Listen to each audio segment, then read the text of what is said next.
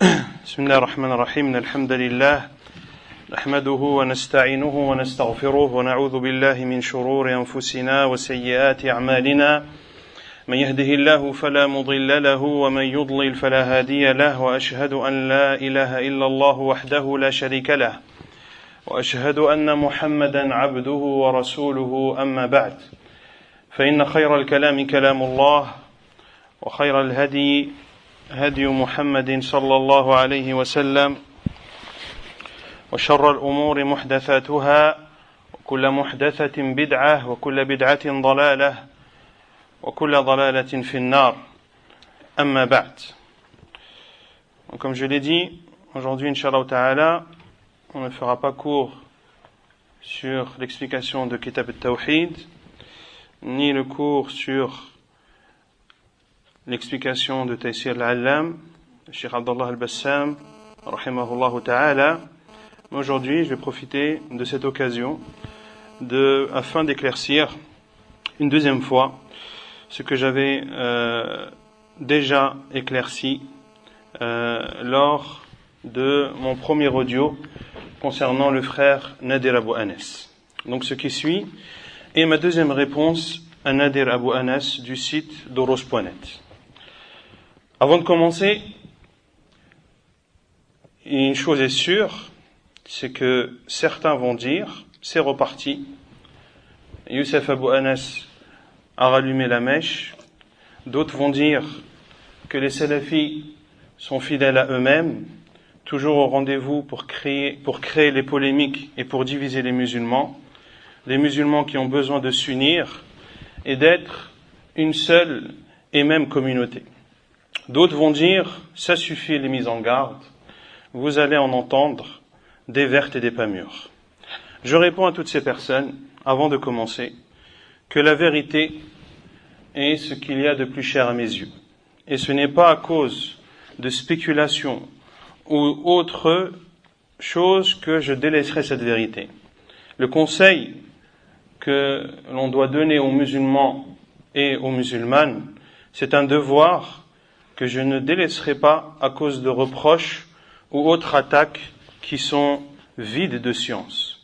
Des reproches et des attaques que l'on entend de plus en plus malheureusement de nos jours dans les réseaux sociaux, via Internet et les réseaux sociaux. Ces réseaux sociaux, malheureusement, qui ont donné la parole à la masse des gens, qui parlent dans la religion d'Allah sans science et dont la majeure partie du temps, les commentaires qu'ils écrivent et les paroles qu'ils disent sont dictées par leurs sentiments et par le manque de savoir.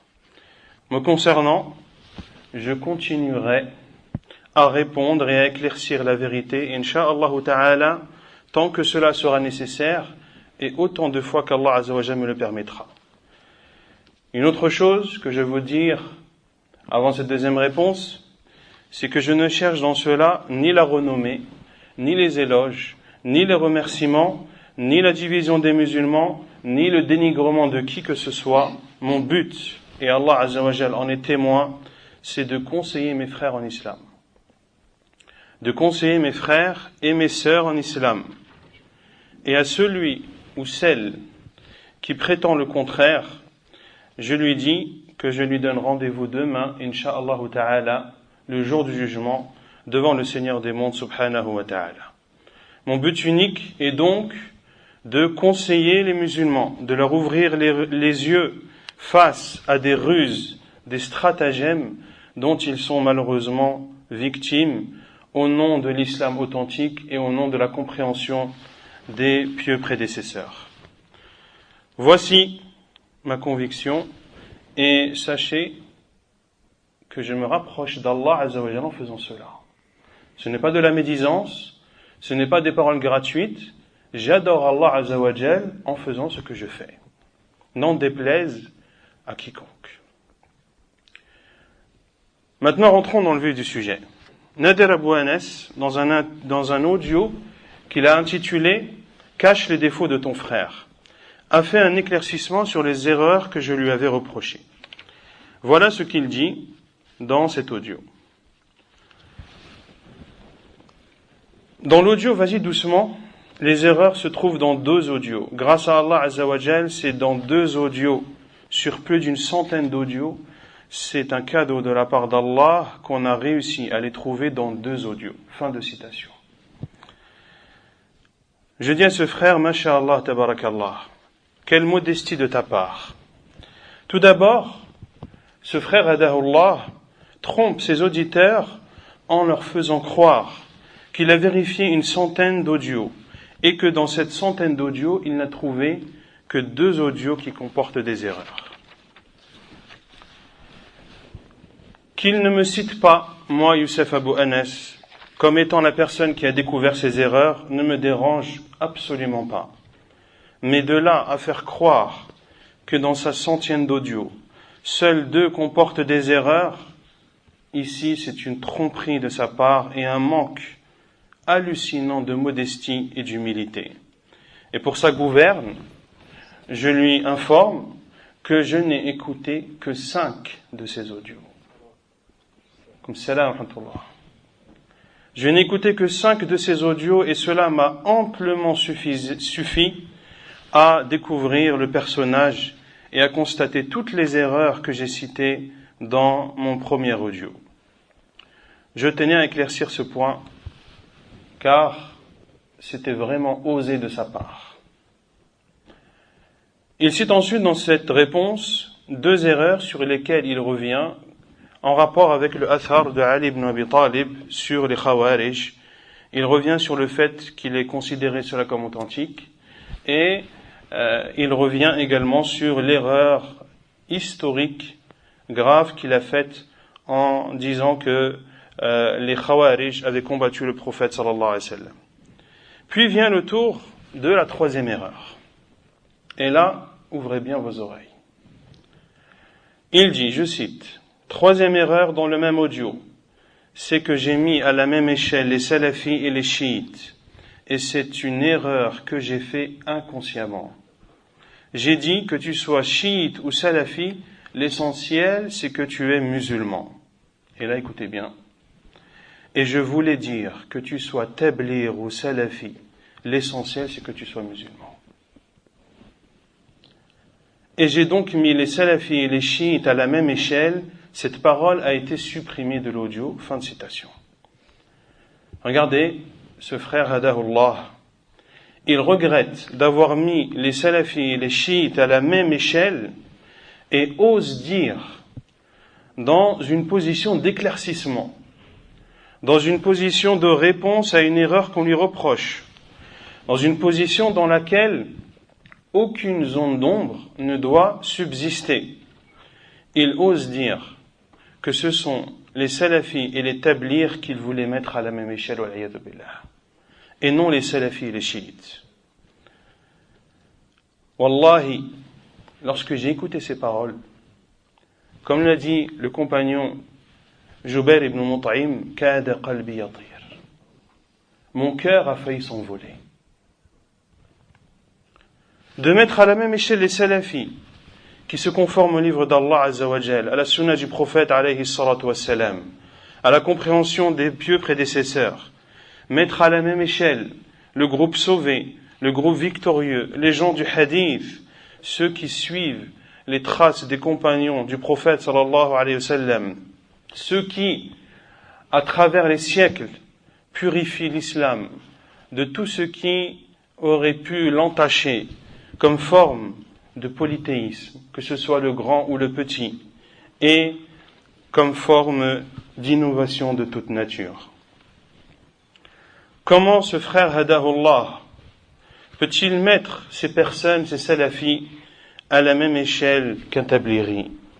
Le tablir, pour ceux qui ne connaissent pas, est cette voie innovée et égarée, qui n'a même pas un siècle d'âge, et qui est basée sur un rêve que son fondateur, Mohammed Ilyas, a fait, une voie basée sur le soufisme et sur des pactes d'allégeance à certaines confréries soufis, une voie qui est truffée d'innovation et en contradiction avec plusieurs principes de notre noble religion. Une voie dont les adeptes n'appellent pas au tawhid, et dont la plupart prêchent sans science, une voie qu'aucun savant n'a empruntée, qu'aucun savant de l'islam n'a empruntée. Bien au contraire, les fatawa des ulama, des gens de la sunna, se comptent par dizaines pour montrer l'égarement et la fausseté du mouvement Tabligh. Ceci est de la part de Nadir Abu Anas un manque de respect grave envers la salafia et les salafis, de les comparer et de les mettre à la même échelle que les Tablighi. Et sachez, mes frères et sœurs, que lorsque j'ai cité cette parole à Cheikh Wasiyullah, hafidhahullah ta'ala, lorsqu'il est venu en France se soigner, et je reviendrai plus en détail sur cette rencontre avec le Cheikh hafidhahullah, le Cheikh a ri d'étonnement. Il a ri d'étonnement. Et il a d'ailleurs écrit une lettre manuscrite. Il a d'ailleurs écrit une lettre dans laquelle, à ma demande, hafidhahullah, il éclaircit sa position sur le fait d'assister à des séminaires dans lesquels sont présents des innovateurs et sur lesquels le Cheikh hafidhahullah explique sa position sur le fait de mettre la salafia et les autres groupes au même niveau. Voici, et je vais vous le lire, traduit directement, la parole de Cheikh Wasiyullah en réponse à cette parole de Nadir Abu Anas. Il dit, hafidhahullah ta'ala, quant à la salafia, ce n'est pas une secte parmi les sectes, c'est plutôt le groupe victorieux, le groupe à qui l'on a annoncé la bonne nouvelle qui ne cessera d'exister, c'est-à-dire jusqu'à l'arrivée de l'heure. C'est le groupe qui s'affilie au prophète sallallahu alayhi wa sallam et ses compagnons. Lui, alayhi salatu wa sallam, et eux, radiyallahu anhum, sont nos salafs, nos pieux prédécesseurs. Les bases de la salafia sont de prendre en considération et se reposer sur le livre d'Allah, la sunna du prophète sallallahu alayhi wa sallam et les athars des compagnons radiyallahu anhum. Puis il dit, hafidhahullah, la da'wa salafia combat le sectarisme et elle veut, c'est-à-dire cette da'wa salafia des musulmans, qu'ils s'accrochent tous au câble d'Allah ensemble sans se diviser. Et il est interdit de comptabiliser la salafia avec les autres groupes et sectes, ni qu'elle soit citée lorsque l'on cite les groupes et les sectes. Écrit par Wasiyullah Muhammad Abbas, hafidhahullah, présent à Paris le 24 Muharram de l'an 1433, soit le 20 décembre 2011. Bien évidemment, la lettre manuscrite de Cheikh est disponible. Elle est ici, je l'ai ramenée avec moi. Elle est disponible et si besoin, je demanderai, incha'Allah ta'ala, à ce qu'elle soit mise en ligne sur le site lavoidroite.com. Voilà donc la réponse de Cheikh Wasiyullah, hafidhahullah, à tous ceux qui, en rusant, voudraient extirper du Cheikh ce qui serait en leur faveur. Voici la réponse du Cheikh Wasiyullah à Nadir Abu Anas, qu'il se conforme donc à la vérité et qu'il arrête de dénigrer la salafia et les salafis, lui et tous ses compatriotes, car par Allah, ils ne font de mal qu'à eux-mêmes. Et alhamdulillah, j'ai appris que beaucoup de frères et sœurs les ont délaissés et n'assistent plus à leurs cours.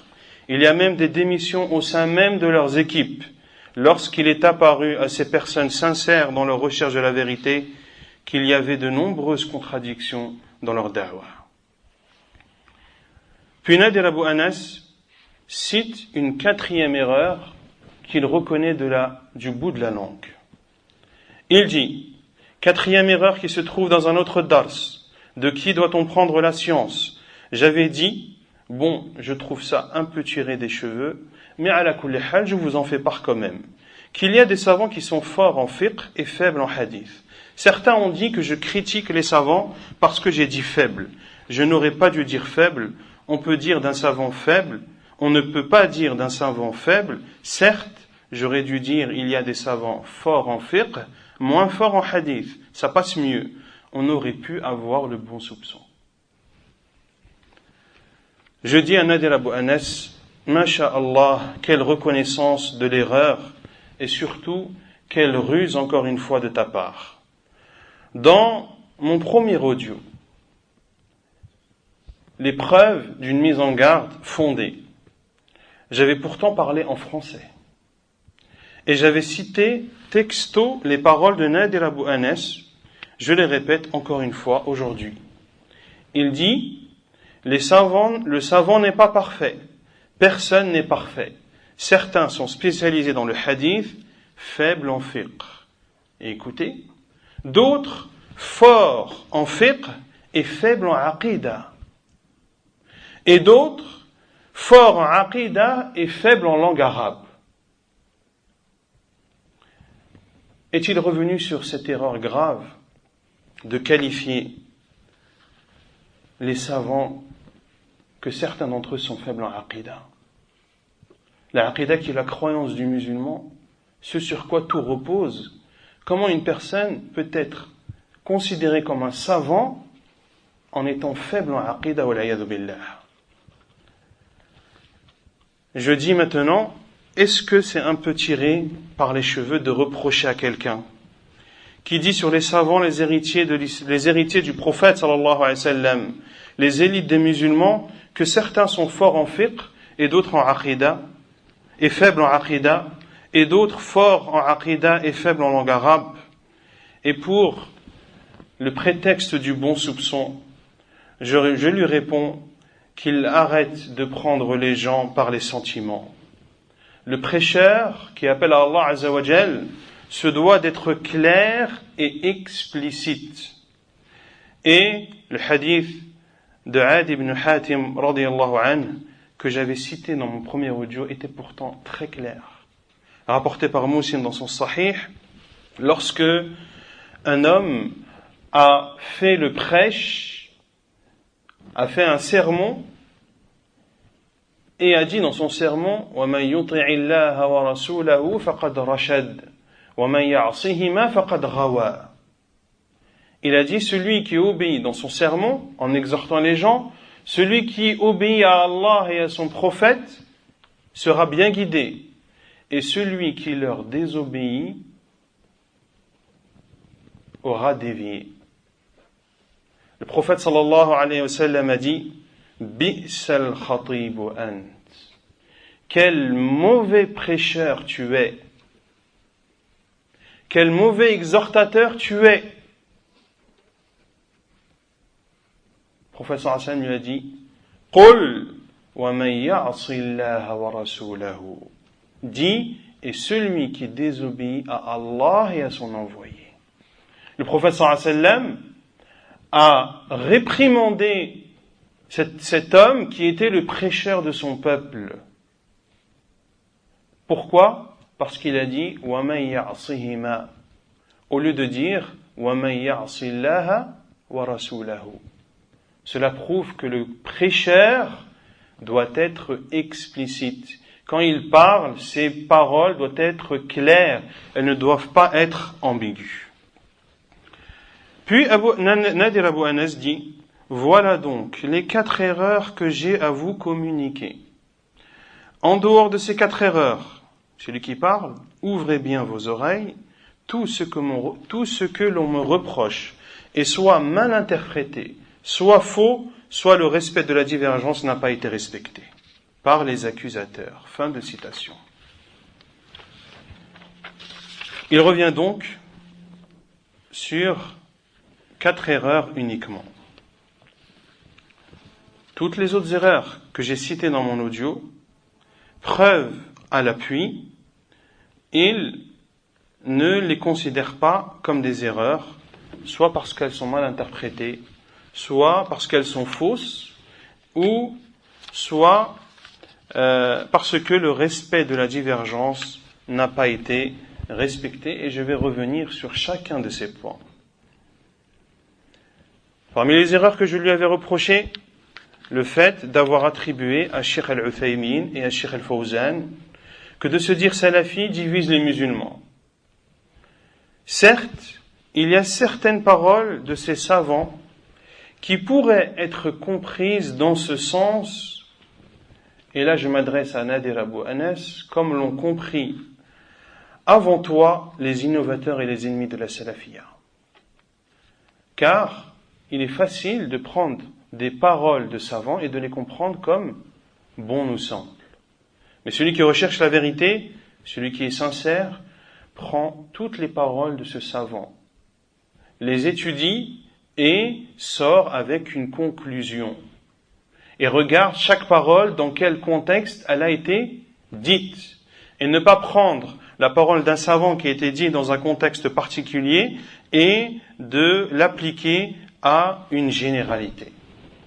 Concernant l'appellation salafi, les paroles des savants dans lesquelles on pourrait comprendre qu'ils condamnent cette appellation, celui qui les écoute verra que les savants, rahimahumullah, wa hafidhallahu man baqiya minhum, et qu'Allah préserve ceux d'entre eux qui sont encore vivants, condamnent le fait de se dire salafi pour celui qui le dit par vantardise, ou pour celui qui fait du terme salafi un sectarisme. Qu'est-ce que ça veut dire ? C'est-à-dire de considérer que le simple fait de se dire salafi fait que la personne est dans la vérité. Et comme l'a dit Cheikh Al-Fawzan, hafidhahullah, al-ibratu bil-haqiqati la bil-iddi'a. Ce qui est pris en compte, c'est la réalité de la personne, et non pas le fait qu'elle se prétende salafi uniquement. Et nous, alhamdulillah, l'on dit à une personne qui s'est trompée, tu t'es trompé, même si elle se dit salafi, car la vérité est la lanterne de chaque musulman. Quant à celui qui se dit salafi, pour se différencier des gens de l'innovation, pour exprimer la voie des pieux prédécesseurs, des salafs qui l'empruntent, aucun des savants de la sunna ne l'interdit. Aucun des savants de la sunna ne l'interdit. J'avais déjà cité une parole de Cheikh Al-Uthaymin dans mon premier audio, en lequel le Cheikh, rahimahullah, cite le terme salafi, sans le condamner. Je vais vous citer une deuxième parole de Cheikh Al-Uthaymin, et il n'y en a pas que deux, il y en a plusieurs. Mais celle-ci, elle n'existe nulle part dans le web francophone. Et elle est très peu répandue et méconnue du public arabophone. Qu'Allah Azza wa Jal m'a permis de découvrir, et Inch'Allah Ta'ala, cette parole sera disponible en audio et sous-titrée dans le site lavoidroite.com. Je vous la traduis directement. Cheikh Al-Uthaymin, rahimahullah ta'ala, dit, et écoutez bien, quant à surnommer les salafis par les talafis, car la question qui a été posée à Cheikh, que dites-vous de ceux qui disent que les salafis sont des talafis, en voulant se moquer d'eux? Qu'est-ce que des talafis? Ce sont ceux qui font des dégâts. Talafa shay'an, c'est-à-dire qu'il a détruit une chose, qu'il a causé des dégâts sur une chose. Écoutez bien la parole de Cheikh Al-Uthaymin, rahimahullah. Quant à surnommer les salafis par les talafis, ceux qui font des dégâts entre parenthèses, je suis en accord avec eux également. Et je dis, les salafis sont des talafis. Cheikh Al-Uthaymin dit, je suis en accord avec eux. Et je dis, les salafis sont des talafis, mais qui causent des dégâts aux innovations et font revivre la sunna du prophète alayhi salam. Et quel bon compagnon et quel bon peuple que sont les salafis. Et je ne veux pas dire par les salafis ceux qui sont sectaires, mais je veux dire par salafi celui qui suit ce avec quoi est venu le prophète sallallahu alayhi wa sallam sans sectarisme.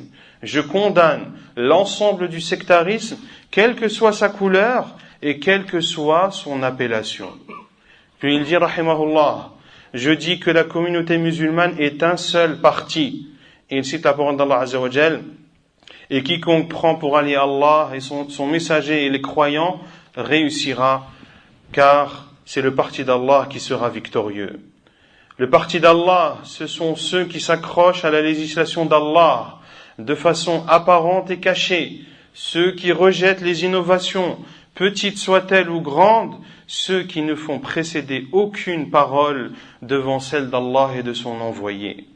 Puis il dit, rahimahullah, voilà le parti d'Allah, salafi, athari, qu'il faut tous ensemble rejoindre. Tous ces soi-disant partis, c'est-à-dire en dehors de tout le parti d'Allah, le parti salafi et athari. Tous ces soi-disant partis, qui en réalité sont un fardeau pour l'islam, doivent tous se dissoudre et fondre dans cette coupelle, la coupelle du parti d'Allah. Et je veux dire par le parti d'Allah, celui qui suit la voie des gens de la sunna et du consensus. Quant aux autres, en dehors d'eux, ils n'appartiennent pas au parti d'Allah, même s'ils se nomment le parti d'Allah. Billahi alaykum.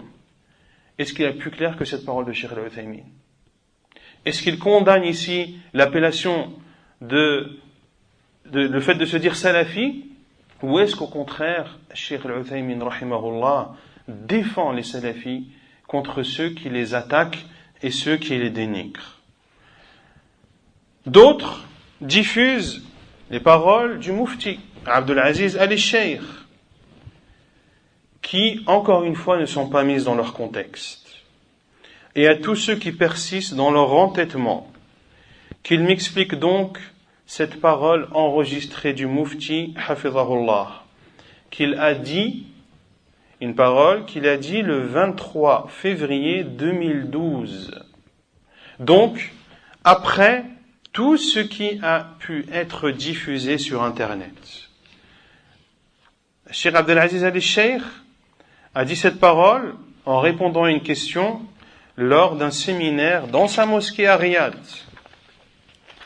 Dans sa mosquée à Riyad, dont le thème était autour du fait de s'accrocher au Coran et à la Sunna et de comprendre ces deux sources comme les pieux prédécesseurs. Et encore une fois, et la louange appartient à Allah Azza wa Jal seul, Allah Azza wa Jal m'a permis par sa grâce de découvrir cet audio qui sera bientôt disponible, lui aussi sur le site lavoidroite.com. Quelle est la question posée au Mufti, hafidhahullah? Question: qu'Allah soit bienfaisant envers vous et qu'il vous récompense par le bien. Que dites-vous sur celui qui dit que le minhaj salafi, la voie des gens de la sunna et du consensus, est une voie innovée et qu'il suffit amplement aujourd'hui de dire que les musulmans sont musulmans? La réponse, Cheikh hafidhahullah, nous sommes musulmans sans aucun doute. Par la volonté d'Allah, nous sommes musulmans croyants, mais nous suivons la voie de nos pieux prédécesseurs. Le prophète sallallahu alayhi wa sallam ainsi que ses nobles compagnons nous ont précédés. Ce sont donc nos ancêtres et nous suivons la voie qu'ils ont empruntée. Nous sommes musulmans par la volonté d'Allah, mais nous suivons le livre d'Allah et la sunna. Et prenons l'exemple des pieux prédécesseurs. Ce sont nos ancêtres et nous les suivons par la volonté d'Allah dans le bien et la piété. Et écoutez bien, lorsque nous disons salafi, c'est-à-dire que nous nous conformons au livre, à la sunna, que nous suivons le livre de notre Seigneur et la sunna de notre prophète et les ancêtres de cette communauté après le prophète sallallahu alayhi wa sallam, parmi les compagnons et ceux qui les ont suivis dans la bienfaisance. Fin de citation de Cheikh Saleh, de Cheikh Abdul Aziz al-Sheikh, hafidhahullah ta'ala. Une autre erreur que j'avais citée dans mon audio et sur laquelle Nader Abou Anas persiste, lorsqu'il a dit « Moi, j'aime tous mes frères, tous les musulmans, et quoi qu'ils disent et quoi qu'ils fassent, avec moi ou avec autrui. » Est-il revenu sur cette erreur? ou peut-être ne la considère-t-il pas comme une erreur, je me permets d'ouvrir une parenthèse sur ce passage. Car on entend ce frère et ses compatriotes beaucoup insister sur l'amour qui doit exister entre les musulmans, que les musulmans doivent s'aimer entre eux. Vous les entendez souvent dire, lorsqu'ils commencent un cours ou une conférence, tout d'abord, sachez mes frères et sœurs que je vous aime en Allah. Ils disent je vous aime à Allah comme ils disent le salam. Bien sûr, l'amour qu'il doit y avoir entre les musulmans est une chose demandée, qu'il est recommandé de dire à son frère je t'aime en Allah lorsque, et l'on verra par la suite, lorsque effectivement cette personne mérite que tu lui portes ton amour. Ils disent cela pour prendre les gens par les sentiments, mais vous ne les entendez pas parler du fait de détester pour Allah. Aimer pour Allah et détester pour Allah, ce qui est appelé al-wala wal-bara. Et al-wala wal-bara fait partie des bases de la religion. Tu aimes pour Allah et tu détestes pour Allah. Dans le hadith authentique, le hadith de Anas, le prophète sallallahu alayhi wa sallam a dit Man a'ta lillah wa mana'a lillah wa ahabba lillah wa abghada lillah faqad istakmala al-iman. Celui qui aime pour Allah, qui déteste pour Allah, qui donne pour Allah et qui prive pour Allah, a complété sa foi. Et il dit aussi sallallahu alayhi wa sallam awthaqu 'ura al-iman al-hubbu fillah wal-bughdu fillah.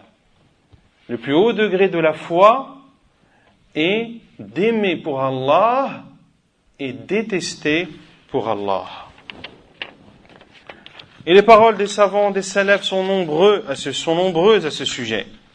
Comme l'a dit l'imam Sufyan al-Thawri, rahimahullah ta'ala, إذا أحدث الرجل حدثا ولم يبغضه من زعم أنه أخوه فمحبته لغير الله إذ لو كانت لله لغضب على من عصاه. Sufyan al-Thawri, rahimahullah, a dit, si un homme fait un péché et ne le déteste pas celui qui prétend être son frère, alors son amour envers lui n'est pas pour Allah. Car si son amour envers lui était pour Allah, il se serait énervé contre celui qui lui désobéit. Et Al-Hasan al-Basri, rahimahullah, a dit Man idda'a annahu yuhibbu 'abdan lillahi ta'ala wa lam yubghidhu idha 'asa Allah faqad kadhaba fi da'wahu annahu yuhibbuhu lillah. Al-Hasan al-Basri, rahimahullah, a dit celui qui prétend aimer un serviteur pour Allah mais ne le déteste pas lorsqu'il désobéit à Allah, alors il a menti lorsqu'il prétend l'aimer pour Allah. Bien sûr, le fait de détester pour Allah est proportionnel au péché commis. Tu ne détestes pas celui qui sombre dans la mécréance comme un musulman qui commet un grand péché. Tu ne détestes pas celui qui commet un grand péché comme celui qui en commet un petit, et ainsi de suite. Et le fait de détester quelqu'un pour Allah, est-ce que cela signifie que tu ne dois pas lui prodiguer de conseils? Est-ce que cela signifie que tu ne dois pas lui prodiguer de conseils? La réponse est non. Tu lui prodigues le conseil. Est-ce que ça veut dire que tu dois être injuste envers lui et le dénigrer? La réponse est non. Tu peux très bien détester quelqu'un pour Allah en fonction du péché qu'il a fait, sans pour autant être injuste envers lui, et tout en lui prodiguant le conseil qui, par la volonté d'Allah Azza wa Jal, va lui permettre de se réformer. Et je dis à mes frères et sœurs qu'ils ne croient pas que cela est involontaire de la part de Nadir Abu Anas et de ses compatriotes, de ne jamais parler du fait de détester pour Allah, car cela l'amènerait à dire des choses qui contrediraient son manhaj. Et je le dis en toute franchise, que la da'wa de Nadir Abu Anas et de ses compatriotes est la da'wa des frères musulmans. Sauf qu'ils essaient de la revêtir du vêtement de la compréhension des pieux prédécesseurs. Le rassemblement des musulmans ne peut et ne pourra se faire qu'autour du tawhid et de la sunnah. Ces gens-là veulent rassembler les musulmans, quelles que soient leurs différences et quelles que soient leurs divergences. Bien sûr, ils vont vous dire, attention, nous n'acceptons pas celui qui contredit une base de la religion, juste celui qui diverge avec nous sur les branches de la religion. Ceci, encore une fois, est une ruse de leur part, car ils n'expliquent jamais dans les détails les sujets qui font partie des bases de la religion et ceux qui ne font pas partie des bases de la religion. Ils résument souvent les bases de la religion en disant « celui qui atteste qu'Allah est unique » ou « celui qui croit aux 6 piliers de la foi », sans jamais enseigner aux musulmans que le fait d'appeler au tawhid fait partie des bases de la religion. Et, entre parenthèses, le fait d'appeler au tawhid n'est apparemment pas une base de la religion pour Nadir Abu Anas. Et j'en ai pour preuve qu'il a dit à un frère de confiance, et c'est une parole qu'il ne pourra pas nier, il a dit, si je faisais des cours de tawhid, personne n'assisterait à mes cours.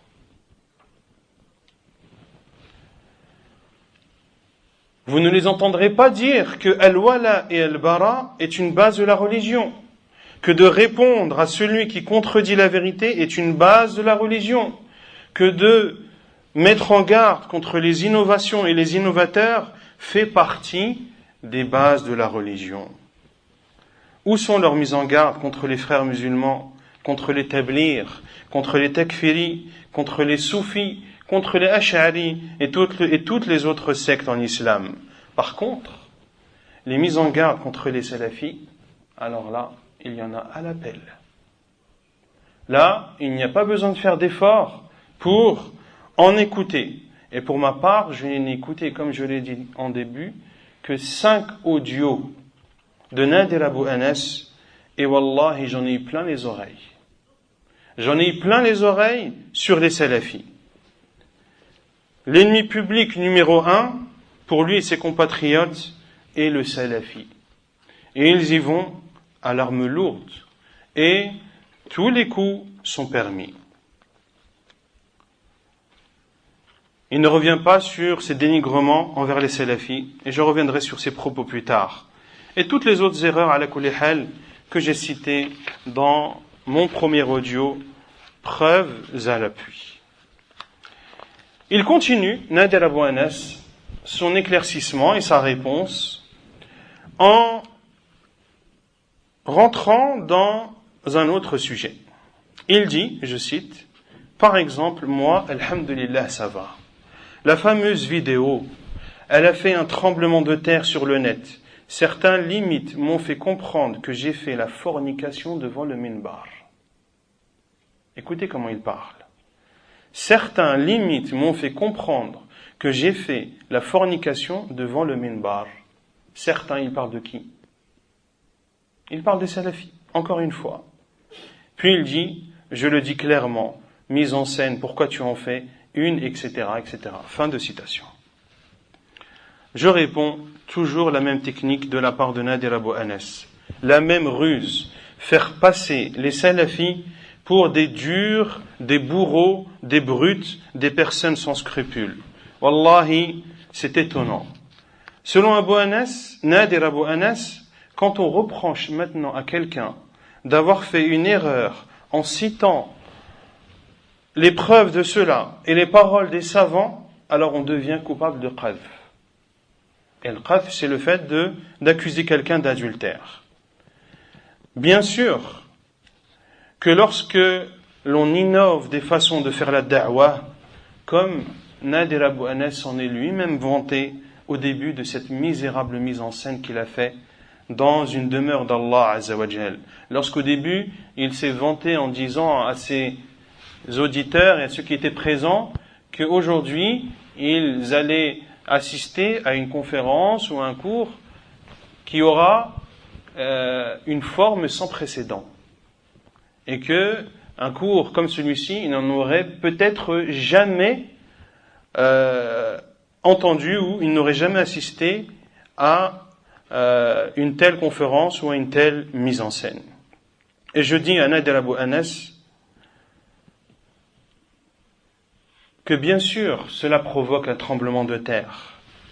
Et ce tremblement de terre prouve que, alhamdulillah, il y a du bien dans cette communauté.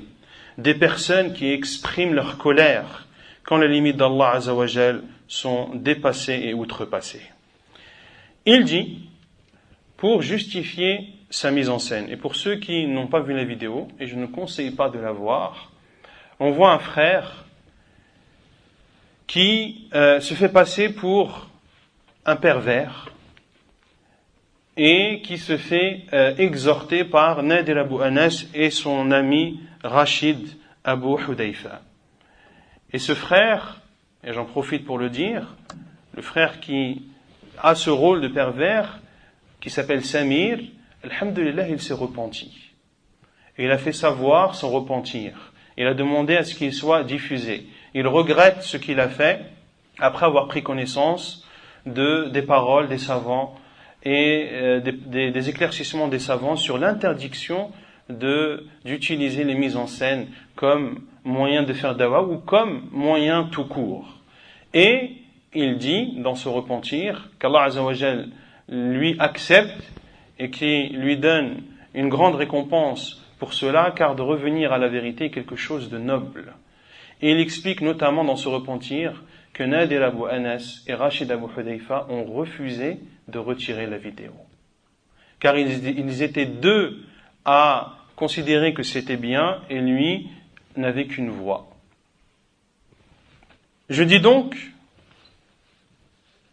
que Nader Abou Anas dit, pour justifier, il dit, je cite, « La mise en scène, pour faire très bref, il n'y a pas unanimité sur son autorisation ni sur son interdiction. Moi et le frère Rachid Abou Hudayfa, lorsqu'on a fait cet audio, on s'est renseigné. » Je réponds, la mise en scène, tout d'abord sur les mises en scène, qui est, comme vous le savez, un moyen de da'wa utilisé par qui? Est-ce que c'est un moyen utilisé par les savants de la Sunna? Est-ce que vous avez déjà vu Cheikh Al-Albani, Cheikh Ibn Baz, Cheikh Al-Uthaymin, Cheikh Al-Fawzan, Cheikh Abdelaziz Al-Sheikh, Cheikh Abdel-Muhsin Al-Abbad et les autres savants et mashayikh de la Sunna faire des mises en scène dans leur da'wa? La réponse est non, non et non. C'est un moyen de prêche utilisé par le groupe des frères musulmans. Et cela confirme ce que je vous ai dit tout à l'heure, à savoir que la da'wa de ces frères est une da'wa, et la da'wa des frères musulmans, sauf qu'ils essayent de la revêtir de la compréhension des pieux prédécesseurs. Nader Abou Anas dit, pour faire très bref, encore une ruse de sa part pour esquiver le sujet. Quand on répond sur des sujets liés à la sunna et à la bid'a, des sujets liés au halal et au haram, on ne fait pas bref. On expose de façon détaillée ses preuves, surtout quand on répond à des critiques. Quelle est sa preuve pour justifier cette mise en scène honteuse dans une demeure d'Allah? Il dit, il n'y a pas unanimité sur son autorisation ni sur son interdiction. Fin de citation. Et là, j'en profite et je vous demande toute votre attention pour évoquer un sujet extrêmement important. L'une des preuves qu'a apporté Nader Abou Anas est qu'il n'y a pas d'unanimité sur le sujet. Autrement dit, qu'on ne peut pas faire de reproche ni à ceux qui optent pour l'interdiction, ni à ceux qui optent pour l'autorisation. Et je réponds que ceci est une façon erronée de comprendre la religion. Ceci est une façon erronée de comprendre la religion. Ceci est une façon erronée de comprendre la religion.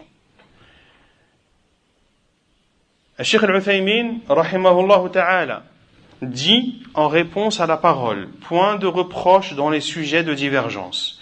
Il dit, rahimahullah, ولو أننا قلنا المسائل الخلافية لا ينكر فيها على الإطلاق لذهب الدين كله لأنك لا تكاد تجد مسألة إلا وفيها خلاف بين العلماء. Il dit, rahimahullah, si nous disions point de reproche dans les sujets de divergence, alors la religion partirait totalement.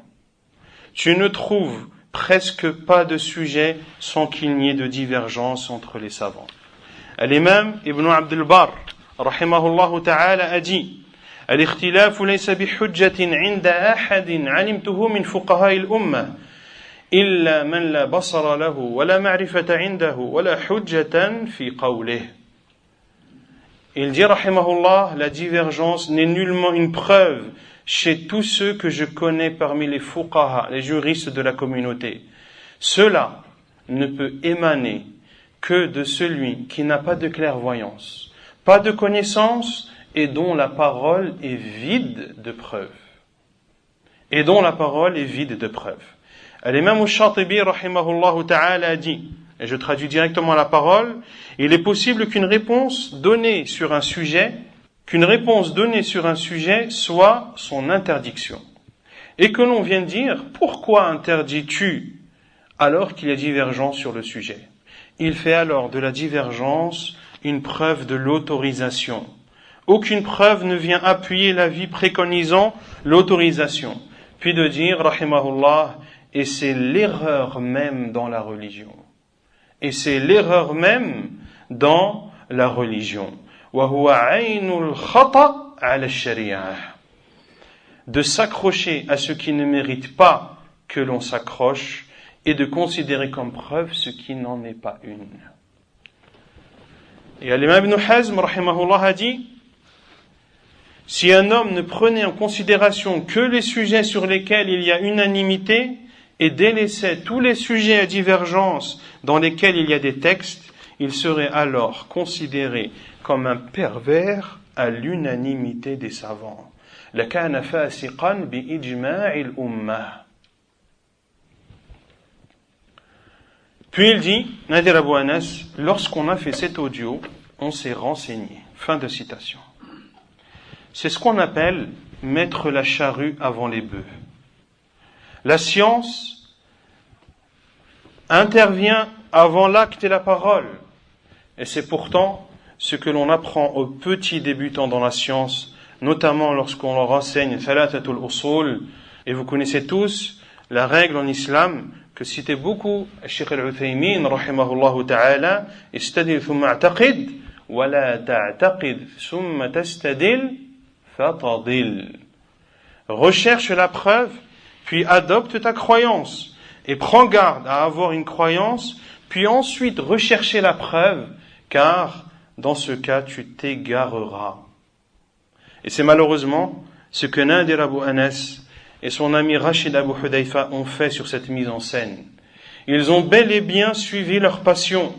S'ils avaient suivi le frère Samir dans son repentir, cela aurait été meilleur pour eux si seulement ils savaient. Revenir à la vérité, comme je l'ai dit, est une chose noble, et persister dans l'erreur est en soi une chose ignoble. Et j'en ai pour preuve que Nadir Abu Anas a suivi ses passions sur ce sujet. Et j'en profite par la même occasion de lui rafraîchir la mémoire. Lorsqu'il n'y a pas si longtemps, il a eu une longue discussion de 2 heures avec notre frère Abdul Karim Abu Abdillah. Discussion dans laquelle Nadir Abu Anas a formellement reconnu, je cite, qu'il a fait une grosse boulette. Qu'il a fait une grosse boulette au sujet de cette mise en scène. Quelques mois plus tard, voilà que ce même Nadir Abu Anas brandit la parole de Cheikh Abdullah al-Mutlaq qui autorise les mises en scène. Et je reviendrai sur la fatwa de Cheikh Abdullah al-Mutlaq et sur le respect de la divergence. Il dit, Nadir Abu Anas, toujours en continuant son argumentation. Et il s'avère qu'un parmi les savants, parmi les grands savants, les montagnes de ilm en Arabie Saoudite, qui est vivant jusqu'à nos jours. Fin de citation. Je dis encore une ruse de la part de ce frère, qu'Allah le guide. Car il sait très bien que Cheikh Abdullah al-Mutlaq est connu pour ses positions laxistes, notamment son autorisation de sortir avec le groupe des Tablighs. Maintenant, je dis à Nadir Abou Anas qu'ils nous disent qui parmi les savants ont qualifié Cheikh Abdullah al-Mutlaq de montagne de ilm. Cheikh Salih al-Fawzan, qui lui est unanimement reconnu comme une montagne de ilm, a dit, lorsqu'on lui a exposé la fatwa de Cheikh Abdullah al-Mutlaq sur les mises en scène, Cheikh al-Fawzan a répondu, délaissez-le, c'est tout. Et d'ajouter ensuite, vous n'avez trouvé personne d'autre à questionner que lui. Cette parole de Cheikh al-Fawzan est largement diffusée sur Internet. Le deuxième argument cité par Nadir Abou Anas pour justifier cette mise en scène honteuse est la parole de Cheikh Abdullah al-Mutlaq. Et, me concernant, j'ai écouté la fatwa de Cheikh Abdullah al-Mutlaq du début à la fin. Il ne cite aucun verset, aucun hadith. Comparé à l'avis de la majorité des savants qui interdisent les mises en scène, les textes se comptent par dizaines. La parole d'un savant n'a jamais été et ne sera jamais une preuve en soi. Et je le dis toujours, que la preuve réside dans le Coran et la Sunna. C'est une parole qu'on entend, mais il faut pour autant la mettre en pratique. قَوْلُ الْعَالِمِ يُحْتَجُّ لَهُ وَلَا يُحْتَجُّ بِهِ. Ce n'est pas une règle que vous entendez toujours de la part des savants, que la parole du savant, l'on ne l'utilise pas comme une preuve en soi. On l'utilise pour appuyer une preuve, un hadith, un verset dans le Coran. Tu as un verset, tu as un hadith, tu utilises la parole d'un savant, tu utilises la compréhension du savant, la science du savant pour puiser de ce hadith et de ce verset la science qui est nécessaire à pouvoir adorer Allah Azza wa Jal en toute clairvoyance. Puis Nadir Abou Anas dit, a donné le feu vert de faire des mises en scène, en parlant de Cheikh Abdullah al-Mutlaq, s'il y a un intérêt, et nous on dit, l'intérêt c'est de frapper un coup sec sur les jeunes délinquants, les jeunes dans le show business, etc., les égarés. Alhamdulillah, je ne vous parle même pas du résultat. Ça c'est entre nous et Allah. Je ne vous parle même pas de cette vidéo qui a été critiquée. Le résultat, le retour des gens, il a été impressionnant, on ne s'y attendait pas. Fin de citation. Le troisième argument cité par Nadir Abou Anas est donc l'intérêt de cette mise en scène honteuse. Quel est cet intérêt qui est de frapper un coup sec les jeunes délinquants? Je réponds à Nadir Abou Anas. S'il y a un intérêt à faire ce genre de mise en scène, et que tu considères réellement autoriser ces pièces de théâtre dans les mosquées, pourquoi alors frappes-tu un seul coup sec seulement? S'il y a vraiment un intérêt et que cela est autorisé pour toi, pourquoi alors te contentes-tu de le faire qu'une seule et unique fois? Comment une personne ayant trouvé un moyen de da'wa qu'il considère autorisé et qui plus est apporte un résultat phénoménal et qui a un impact gigantesque, comment cette personne utiliserait ce moyen qu'une seule fois? S'il est véridique avec lui-même, qu'il fasse alors des dizaines de sketchs de son genre. Sinon, c'est qu'il se ment à soi-même et qu'il trompe les musulmans en leur faisant croire qu'une chose interdite est en réalité autorisée. وَلَقَدْ صَدَقَ عَبْدُ اللَّهِ ibn Mas'ud radiyallahu anhu. Il a dit vrai, Abdullah ibn Mas'ud radiyallahu anhu, lorsqu'il s'est adressé à ces personnes qui innovaient dans la mosquée du prophète sallallahu alayhi wa sallam, qui faisaient du dhikr de façon innovée dans la mosquée, il leur a dit, soit vous êtes dans une religion plus droite que celle de Muhammad, ou soit alors vous avez ouvert une porte vers l'égarement. Le prophète sallallahu alayhi wa sallam avait-il la possibilité, s'il le voulait, de faire des mises en scène, à moyen de da'wa? Répondez-moi, est-ce que le prophète sallallahu alayhi wa sallam avait les moyens de le faire, oui ou non? Oui, n'importe qui a la possibilité de faire La comédie. Les compagnons du prophète sallallahu alayhi wa sallam avaient-ils la possibilité à leur époque de faire des mises en scène à moyen de da'wah? Oui. L'ont-ils fait? Non, non et non. Puis Nadir Abu Anas dit, donc je suis d'accord avec les frères quand ils disent que Cheikh Ibn Baz l'a interdit. Je comprends qu'il y a divergence. Je n'ai pas adopté cette opinion, je ne la critique pas. Entre guillemets, je ne la critique pas. Car il considère que ceux qui le reprochent comme s'il avait fait la fornication devant le minbar. Mais ce n'est pas une critique de sa part. Je n'ai pas adopté cette opinion, je ne la critique pas. Et je demande aux frères de ne pas critiquer l'opinion qu'on a choisie s'ils ne l'ont pas adoptée. Stop le respect de la divergence. Fin de citation. Stop le respect de la divergence. Comme si c'était aussi simple. Comme si la science, al-ilm, était quelque chose d'aussi expéditif. Cette fameuse phrase qui de nos jours malheureusement est utilisée pour cacher et défendre le faux, celui qui l'écoute et qui n'a pas la science suffisante l'acceptera à cœur ouvert. Maintenant, quel est le jugement de cette phrase en islam? Stop le respect de la divergence. Laissons les savants répondre. Et subhanallah, cette parole de Cheikh Mohammed ibn Abdel Wahhab, elle peut être considérée comme une réponse directe à Nadir Abu Anas, tant dans le fond que dans la forme. Il dit, rahimahullah, et je l'ai dit en français directement, s'il veut dire par là des sujets de divergence, ceci est faux à l'unanimité des savants. فإن أراد القائل مسائل الخلاف فهذا باطل يخالف إجماع الأمة. Les compagnons et ceux qui les ont suivis n'ont cessé de condamner celui qui diverge et se trompe, quelle que soit cette personne. Même si c'est la plus savante et la plus pieuse des personnes. Lorsqu'Allah a envoyé Muhammad par la guidée et la religion de vérité, il nous a ordonné de le suivre et de délaisser ceux qui le contredisent. Découle de cela que le savant qui contredit le prophète sallallahu alayhi wa sallam a commis une faute. Il doit être alerté sur celle-ci et l'on se doit de condamner cela. Et s'il veut dire par là les sujets d'ijtihad, d'effort de réflexion, à savoir des sujets de divergence dans lesquels la vérité n'apparaît pas, ceci est alors une parole vraie. Il est interdit à une personne de condamner une chose parce qu'elle est contraire à son mouvement ou contraire aux coutumes. L'on ne doit ordonner et condamner qu'avec science. Et tout ceci entre dans la parole d'Allah Azza wa Jal, وَلَا تَقْفُ مَا لَيْسَ لَكَ بِهِ عِلْمٍ. Et ne poursuis pas ce dont tu n'as aucune connaissance.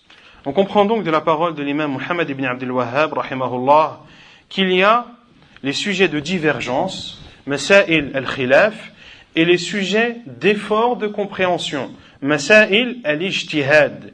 Et là, soyez bien attentifs, car c'est sur cela que Nadir Abu Anas et ses compatriotes basent leur da'wah. Et c'est également sur cela que les frères musulmans basent leur da'wah. Cheikh al-Uthaymin, rahimahullah ta'ala, dit, les sujets de divergence sont de deux sortes. Les sujets dans lesquels l'on peut diverger, c'est-à-dire que la divergence est réellement présente et dépend de la compréhension. Dans ce cas de figure, on ne reproche pas au mujtahid. Quand il y a des sujets dans lesquels les preuves ne sont pas claires, qu'il y a des hadiths de part et d'autre, et que des savants ont compris ce hadith de cette façon, et d'autres ont compris ce hadith de cette façon, là, on ne fait pas de reproche, car ce sont des masail d'ijtihad. Il n'y a pas un hadith clair qui vient trancher le sujet. Puis, Cheikh al-Uthaymin dit, la seconde sorte de divergence, celle où il n'y a pas lieu de faire un effort. Dans ce cas, on reproche à celui qui contredit, car il n'a pas d'excuse. On reproche à celui qui contredit, car il n'a pas d'excuse. Et l'imam Ibn al-Qayyim, rahimahullah, a dit, Dans l'I'lam al-Muwaqqi'in, point de reproche dans les sujets de divergence qui permettent l'effort de réflexion. Une divergence dans laquelle les deux avis ont une approche différente. Quant à la divergence, avec la présence d'un dalil du livre, ou la sunna, ou le consensus, al-ijma' ou l'analogie al-qiyas, elle est mauvaise.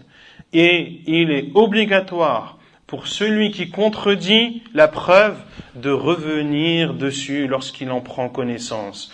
Et écoutez bien la parole de l'imam Ibn al-Qayyim, rahimahullah, comme il est obligatoire de condamner cette divergence. Point d'excuse pour celui qui connaît le dalil et son authenticité, puis le délaisse.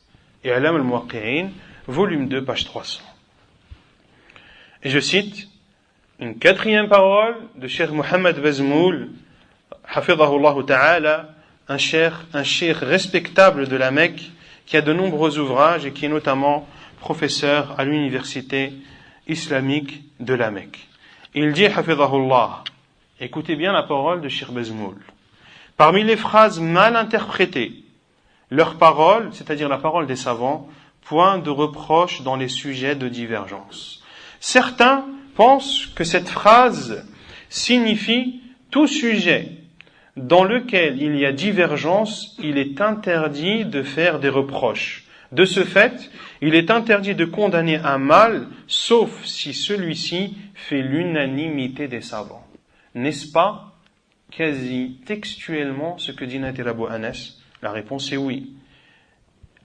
Qu'est-ce que Cheikh Mohammed Bazmoul dit?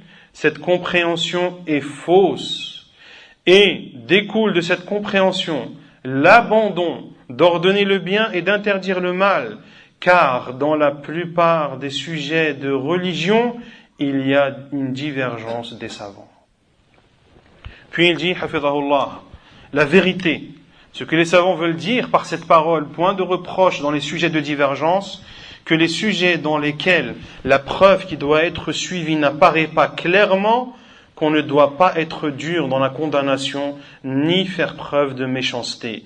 Ainsi, les sujets de divergence sont de deux sortes. Les sujets de divergence dans lesquels apparaît une preuve à laquelle on doit revenir.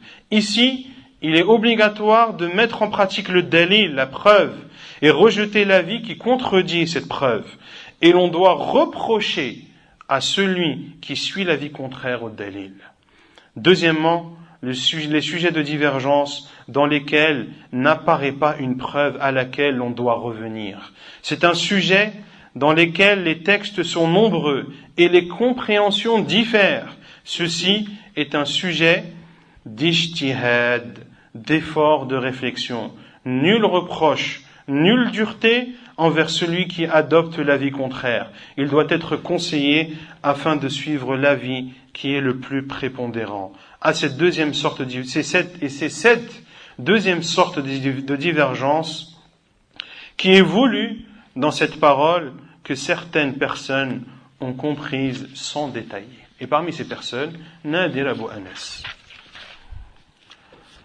Maintenant que cet éclaircissement est apporté, revenons au sujet des mises en scène, des sketchs, des pièces de théâtre, appelez-les comme bon vous semble. Est-ce que c'est un sujet de divergence dans lequel les preuves sont claires et apparentes? Ou alors, est-ce que c'est un sujet dans lequel les preuves sont nombreuses et les efforts de réflexion des savants divergent? Si la preuve est claire et apparente, est-ce qu'on a le droit de reprocher à ceux qui l'autorisent? Oui ou non? Oui. Si la preuve n'est pas claire et apparente, et qu'il y a des dalils, des preuves de part et d'autre, et que les savants ont une approche différente de ces dalils, est-ce qu'on a le droit de reprocher? On s'abstient. Ce sujet fait-il partie de la première catégorie ou de la deuxième? Les savants qui interdisent, et c'est la majorité des savants, pour cela que ce frère, Allah aidé, est parti fouiner sur Internet pour trouver une parole d'un savant qui vient justifier la grosse boulette qu'il a lui-même admis. Les preuves des savants qui l'interdisent disent que c'est une ressemblance aux non-musulmans. Les mises en scène, les pièces théâtrales, tout ça, ça ne fait pas partie des actes des musulmans. C'est des choses qui sont propres aux non-musulmans. Donc de les faire reviendrait à leur ressembler, et les preuves qui interdisent aux musulmans de ressembler aux non-musulmans sont plus que nombreuses. Deuxièmement, les savants disent que c'est du mensonge de se faire passer pour une personne que l'on n'est pas. D'autant plus grave lorsque l'on se fait passer pour un pervers, voire un mécréant. Troisième preuve, l'un des buts le plus souvent est de faire rire pour capter l'attention. De faire rire pour capter l'attention.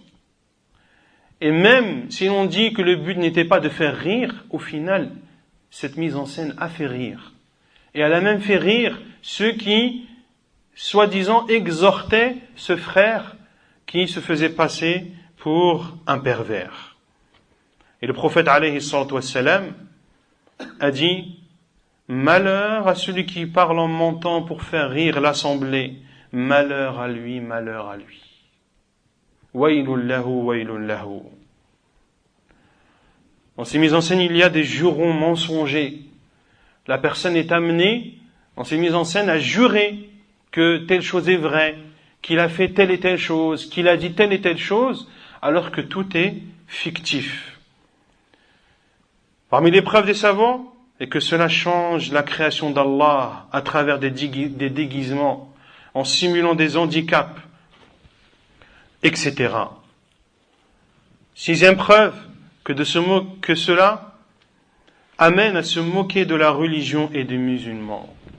Surtout lorsque l'acteur représente un pervers et qu'il est amené à se moquer ou ridiculiser l'islam et les musulmans tout en sachant la gravité de cet acte. Et il y a bien d'autres preuves que les savants ont citées, et pour celui qui veut plus de détails, qu'il revienne au livre de Cheikh Ibn Burjus, rahimahullah ta'ala, Iqaf al-Nabil ala hukm al-Tamthil. Un livre que Cheikh Ibn Burjus, rahimahullah ta'ala, a fait sur l'interdiction des mises en scène et des pièces théâtrales. Ceux qui l'autorisent, quelle est leur preuve? Premièrement, que c'est un moyen de substitution qui peut être offert aux musulmans pour leur enseigner la religion au lieu d'aller au cinéma et autres. Est-ce que cela est une preuve? La réponse est non. La deuxième preuve qu'ils citent, et c'est plus une ambiguïté qu'une preuve, ils disent que Jibril alayhi salam est venu au prophète sallallahu alayhi wa sallam sous l'apparence d'un homme aux cheveux très noirs et aux vêtements très blancs, et qu'il a enseigné l'islam, la foi et la bienfaisance au prophète sallallahu alayhi wa sallam. Et vous connaissez tous le hadith de Jibril. Qu'est-ce qu'ils disent? Ils disent voilà, ceci de la part de Jibril alayhi salam peut être assimilé à une mise en scène. Il est venu sur une apparence qui n'est pas la sienne et il a posé des questions à laquelle il connaissait des réponses, etc., etc. Et les savants ont répondu, alhamdulillah, à cette ambiguïté. Premièrement, est-ce qu'il est interdit de poser une question à laquelle on connaît la réponse? La réponse est non. La preuve que c'est autorisé, c'est que Jibril alayhi salam l'a fait.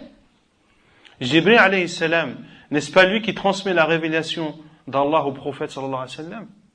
Oui ou non? Oui. Ensuite, les savants ont dit que l'apparence prise par Jibril alayhi salam est un ordre d'Allah azza wa jal qui lui a été adressé. C'est Allah qui lui a ordonné de venir sous la forme humaine. Et les anges, la ya'suna Allah ma amarahum wa yaf'aluna ma yu'marun. Allah, les anges, ne désobéissent pas lorsqu'Allah leur ordonne une chose.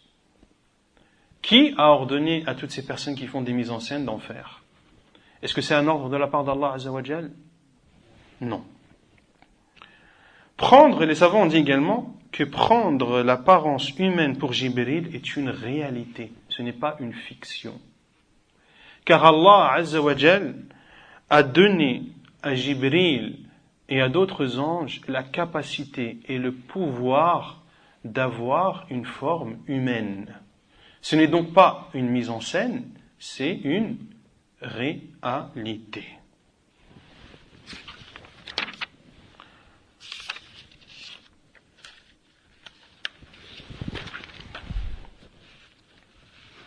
Et bien d'autres preuves que les savants utilisent. On voit bien, après avoir énuméré les différents avis, que nul doute que l'avis qui est appuyé par les preuves claires et évidentes est l'avis qui interdit les mises en scène. Et c'est l'avis de la majorité des savants. Et si des personnes optent pour le second avis qui n'est fondé sur aucun dalil, nous avons le droit de faire le reproche et de leur condamner cela. Puis, Nadir Abou Anas dit et parle d'un autre sujet.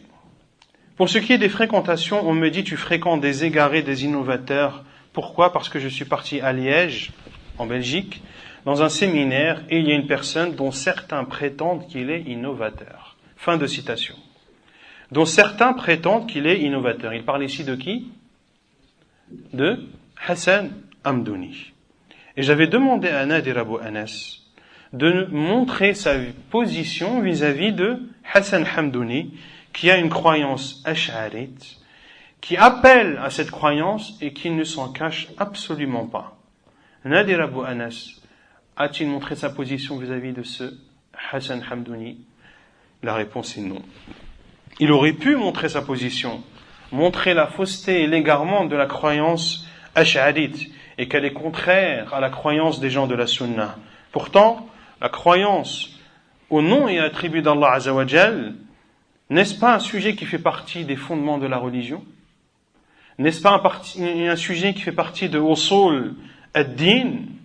Cela confirme que la méthodologie empruntée par Nadir Abou Anas et par ses compatriotes est qu'ils ne mettent pas en garde les musulmans contre les gens de la passion. Puis Nadir Abou Anas dit: par contre, je suis invité dans un endroit. Est-ce que je dois poser la question? Alors, le responsable, il a quoi comme croyance? Et les frères qui sont dans le séminaire, dis-moi en plus sur eux. Et ben là, il y a des opinions sur ça. Et en ce qui me concerne, écoutez bien, j'adopte une opinion qui est basée sur un grand savant qui vit à la Mecque et qui donne des cours dans la mosquée de la Kaaba et qui nous a visités en France et qui est Cheikh Wasiullah hafidahullah ta'ala. Je l'ai eu au téléphone, moi-même, en personne. Je lui ai dit: ya Cheikh, je suis un parmi les Toulab ilm en France.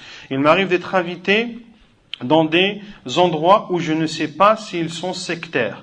Est-ce qu'ils ont une bonne croyance ou pas? Est-ce que c'est des égarés ou pas? Il m'a dit, il parle de Cheikh Wasiullah, il m'a dit: si c'est des polythéistes, vas-y. Si c'est Sarkozy en personne qui t'invite, vas-y pour lui apprendre l'islam. Je n'ai pas besoin de jurer par Allah. Ma parole, bi'idhnillah, Allah en est témoin. Ensuite, je lui ai dit: oui, mes chers, si je participe à cet événement, il est possible qu'on m'associe à certaines personnes présentes et qu'on me colle une étiquette. Par exemple, si je suis invité par des tablirs, on dit: voilà, il est parti dans la mosquée des tablirs, c'est un tablir. Al-Muhim, je lui ai dit: ya cheikh, est-ce qu'il ne vaudrait pas mieux que je me présente dans un endroit que je ne me présente pas dans un endroit où ma réputation peut être salie? Parce qu'il y a des personnes qui n'ont pas une bonne croyance ou une bonne méthodologie dans la compréhension des textes ou dans leur manhaj. Il m'a dit: va, et c'est ma fatwa et c'est ma responsabilité. Va dans cet endroit et enseigne-le bien, etc., etc. Puis de dire: c'est la fatwa de Cheikh Wasiullah, il est encore en vie, celui qui veut son numéro pour l'appeler et avoir confirmation de ses dires, et par l'arabe, bi'idhnillah, je lui donnerai. Je réponds à Nadir Abou Anas: j'ai fait bien mieux qu'appeler Cheikh Wasiullah, hafidahullah ta'ala, car il est pour moi hors de question de laisser des gens instrumentaliser nos savants salafis. J'ai donc profité de la venue de Cheikh Wasiullah en France pour lui rendre visite à plusieurs reprises et entre autres lui exposer les paroles de Nadir Abou Anas que j'ai retranscrites et traduites au Cheikh hafidahullah ta'ala. Et Allah en est témoin. Et des frères présents pourront en témoigner aussi, que lorsque j'ai lu les paroles de Nadir Abu Anas, Cheikh Wasiullah a souri et a dit « Hada laysa uslubi » Ceci n'est pas ma façon de m'exprimer. Notamment lorsque Nadir Abu Anas lui attribue la parole « Va, c'est ma fatwa, c'est ma responsabilité ». Cheikh Wasiullah, hafidhahullah ta'ala, a alors décidé d'écrire une lettre manuscrite, signée et datée qu'il m'a remis en main propre. Voilà ce que le cheikh a écrit, je vous le traduis directement. Certains frères m'ont rapporté qu'une personne de France m'a appelé afin de me questionner sur le fait de participer à des assises dans lesquelles participent des personnes dont il ne sait pas si ce sont des hizbis, de même qu'il ne connaît pas le bien fondé de leurs croyances. Peut-il participer à leurs colloques et leurs assises? Je dis, Cheikh Wasiullah qui parle, oui, je me souviens qu'une personne m'ait questionné au sujet de cette participation. Je lui ai dit, s'il te donne l'opportunité de parler dans ce genre d'assises, alors participe et transmets leurs croyances authentiques. Cheikh a dit, s'il te donne l'opportunité de parler dans ce genre d'assises. Quel genre d'assises? Celles dans lesquelles on ne connaît pas. Celles dans lesquelles on ne sait pas si ce sont des hizbis et lorsque l'on ne connaît pas le bien fondé de leurs croyances. Que l'on mette les paroles de Cheikh, hafidhahullah, dans leur contexte. Et sa parole est écrite, et comme je l'ai dit, je la mettrai à disposition si besoin il y a. Puis Cheikh, hafidhahullah, dit, je lui ai dit, dans certains cas, comme cela est présent en Grande-Bretagne, l'État donne l'opportunité à des sectes et groupes d'exposer leur avis. Ils invitent les chiites, les sunnites, parfois même les qadiani. Qadiani, qui est une secte dont le gourou est Ahmed Ghulam al-Qadiani, qui prétend être un prophète. Dans ces situations, Cheikh Wasiullah dit, dans ces situations, lorsque tu es invité à montrer la aqida salafiyya, regardez les termes que Cheikh a choisis. La aqida salafiyya, ou ton avis sur les sujets exposés, alors assiste obligatoirement afin de ne pas laisser le terrain aux innovateurs. Lorsqu'on nous appelle à débattre et à exposer nos positions avec les gens de l'innovation, on se doit de répondre obligatoirement. C'est la deuxième parole de Cheikh Wasiullah hafidhahullah. Puis il dit, et écoutez bien la parole de Cheikh. Par contre, lorsque tu connais leurs croyances, comme le groupe des Tablighs, et plus particulièrement lorsqu'ils ne te laissent pas parler, commenter et expliquer, alors n'assiste pas juste pour assister. Et écoutez bien la dernière parole de Cheikh. Quant au commun des gens, ammatun nas, qui ne distinguent pas le vrai du faux, il leur est obligatoire de prendre garde à eux et de ne pas assister à leurs assises afin de ne pas être imprégné par une croyance fausse. Donc, lorsqu'il y a des séminaires ou des débats, lorsqu'il y a des salafis et des innovateurs, est-ce que la masse des gens y assiste? La réponse est non. Est-ce qu'on a le droit de faire la promotion de ce genre de rencontres et d'en faire la pub pour que les gens justement y assistent? La réponse est non. Wasiullah Abbas, actuellement à Paris, le 24 Muharram 1433, correspondant au 20 décembre 2011. Puis Nadir Abu Anas dit, et sachez mes frères et sœurs que j'ai pris la décision ferme, et ça c'est depuis un certain temps, vous l'avez peut-être remarqué, de ne plus répondre à ce qui est attaque sur le net, que ce soit par écrit ou audio. Je n'y répondrai plus, sachant que si les gens me considèrent comme un frère en islam, un frère a des droits. Parmi ces droits, c'est le conseil. Si je me trompe, j'ai le droit au conseil. Je vais continuer à me tromper et j'aurai besoin de conseil. Je ne suis pas infaillible. Normalement, s'ils me considèrent comme un frère, ils vont venir discuter avec moi d'abord. Fin de citation. Je dis, à Nadir Abou Anas, toujours la même technique. Prendre les gens par les sentiments et faire passer les salafis pour des injustes et des offenseurs. Quant aux attaques, cher Nadir Abou Anas, c'est toi qui les as commencées en critiquant les salafis. Dans les quelques audios que j'ai pu entendre, et Allah Azza wa Jal est le plus savant de ce qu'il y a dans les autres audios que je n'ai pas écoutés. Tu as peut-être oublié tes paroles, mais sache que les anges scribes les ont bel et bien inscrites. Lorsque tu as dit, aujourd'hui, comme c'est un plaisir d'entendre les jeunes dire bid'a, bid'a, bid'a, bid'a, ça perce les oreilles. Lorsque tu as dit, les gens ils s'entendent pas parce qu'ils prient pas comme moi, parce qu'ils ne s'habillent pas comme moi, parce qu'ils n'écoutent pas mes chouyours. Ah, ça c'est important. Si tu écoutes mes chouyours, tu vas au paradis. Si tu n'écoutes pas mes chouyours, tu vas en enfer. Billahi alaykum. Est-ce qu'un salafi a déjà dit une parole comme ça? Lorsque tu as dit, aujourd'hui, comme il disait le frère, pour un pantalon, tu n'es plus mon frère. T'es plus mon frère. Tu n'as plus le droit de me dire salam alaykum. Tu fais tauba, tu reprononces la shahada et tu me parles, sinon t'es pas mon frère. Et lorsque tu as dit, va voir le nombre de divorces qu'il y a dans ces couples, en parlant des couples salafis, où tu vois le frère, masha'Allah, il a la sunna extérieure, mais dans sa langue et dans son cœur, il a du poison. Il a le comportement d'Abu Jahl et Abu Lahab. Lorsque tu as dit, les jeunes, aujourd'hui, c'est trop marrant, hein. Ils apprennent 2-3 hadiths, 2-3 mots, et c'est parti, ils sortent la kalash et ils tirent sur tout le monde. Et lorsque tu as dit, ça fait 2 mois, il fait salat, mais sa langue, ya akhi, c'est une tronçonneuse. Sur qui? Sur les savants. Fin de citation. Ce ne sont pas des attaques contre les salafis. Il est facile et simple de se défouler sur le salafi et ensuite de jouer le rôle de la victime. Ma lakum kayfa tahkumun. Quelle est cette façon de juger? Et quand on dévoile les attaques et les ruses de ce frère, et quand je dévoile et je montre au frère ses attaques et ses ruses, je deviens alors l'injuste et l'opprimeur. Et lorsque tu dis, sachant que si les gens me considèrent comme un frère en islam, un frère a des droits, parmi ces droits c'est le conseil, insinuerais-tu par là que je te considère mécréant? Si c'est ce que tu insinues, quel immense mensonge tu as alors forgé.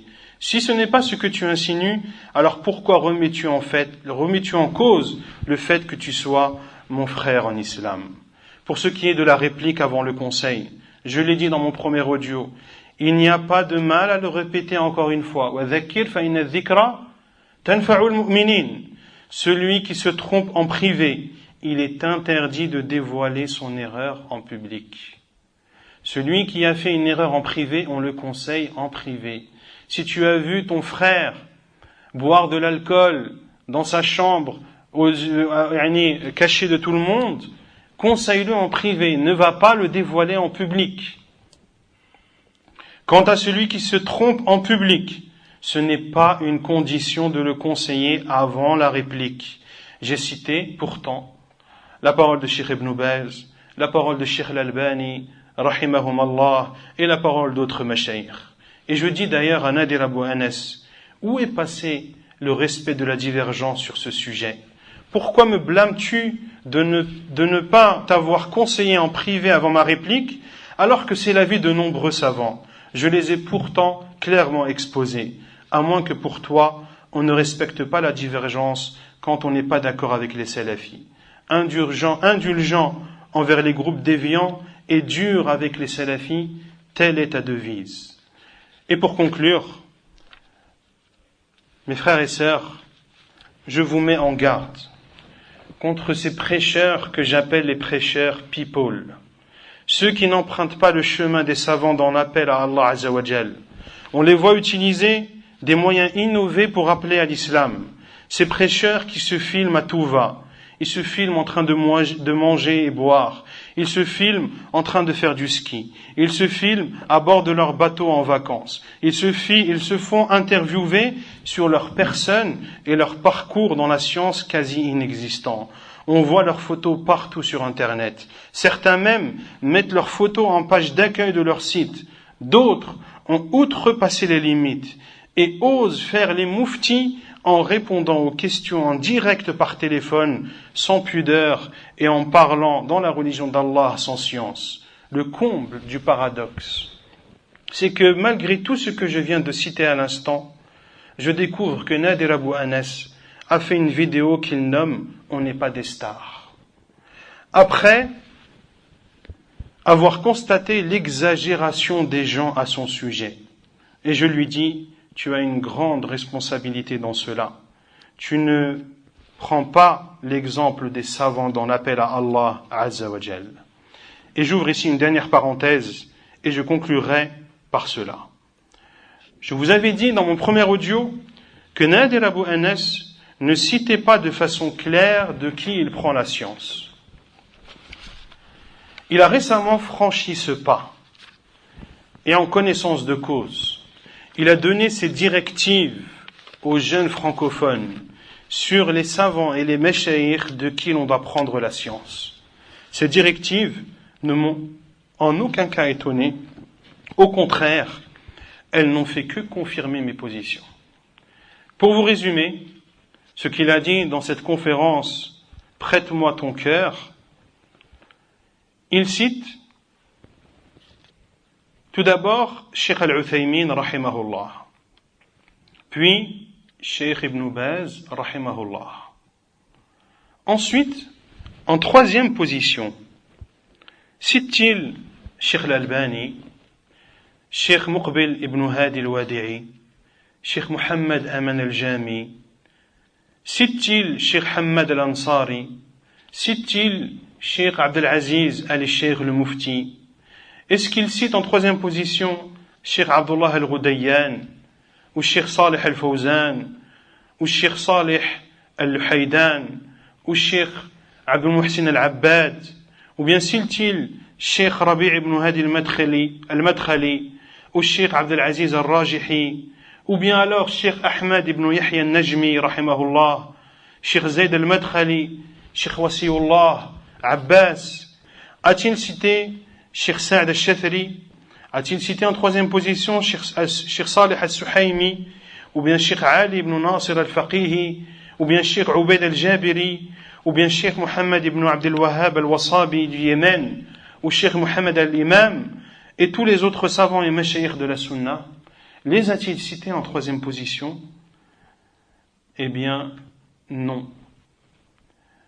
Il cite en troisième position Mohammed Hassan, puis Mohammed Al-Arifi, puis Nabil Al-Iwadi.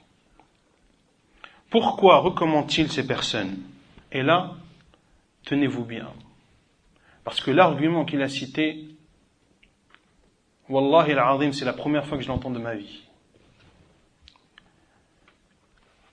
L'argument, il recommande Mohammed Hassan, Mohammed Al-Arifi et Nabil Al-Iwadi parce qu'ils ont beaucoup de vidéos sous-titrées sur Internet. Qu'est-ce que vous voulez que je dise après ça? Maintenant, ce n'est plus le savant qui est reconnu pour sa science et sa droiture qu'on conseille aux jeunes, mais c'est celui qui a le plus de vidéos sous-titrées sur Internet. Quant à Mohammed Hassan, les savants et les mashayikh ont clairement montré ses erreurs. Et est-ce que ce sont des jeunes dans la religion qui ont parlé sur Mohammed Hassan? Non, ce sont des savants et des mashayikh. Et ces savants et ces mashayikh, l'ont-ils calomnié, ont-ils menti à son sujet? Non, ils ont apporté les preuves de ce qu'ils reprochent. Cheikh Mohammed ibn Abdel Wahhab al-Wasabi, hafidhahullah, du Yémen, un savant du Yémen, a été questionné au sujet de Mohammed Hassan. Il a dit, ne lisez pas ses livres et n'écoutez pas ses audios. Pourquoi? Car il a cautionné le soulèvement qu'il a eu en Égypte. Mohamed Hassan, qu'Allah le guide, s'est même rendu sur la place Tahrir avec sa famille et cautionner un soulèvement contre un gouverneur musulman ou contre un gouverneur non musulman sans en avoir la capacité contredit une base de la religion. Dans les livres d'I'tiqad, on écoute et on obéit au gouverneur musulman même s'il est injuste. Même, comme l'a dit le prophète sallam, s'il prend ton argent et frappe ton dos. Une base, c'est donc une base de la croyance des gens de la Sunna. Et cela en soi suffit pour ne pas prendre la science de lui. Quant à Muhammad al-Arayfi, qu'Allah le guide, qu'est-ce que vous voulez que je vous dise? Les savants ont parlé et les mashayikh ont exprimé. Pourquoi remettre en cause les paroles de nos savants et de nos mashayikh? Cheikh al-Fawzan, hafidhahullah, a été questionné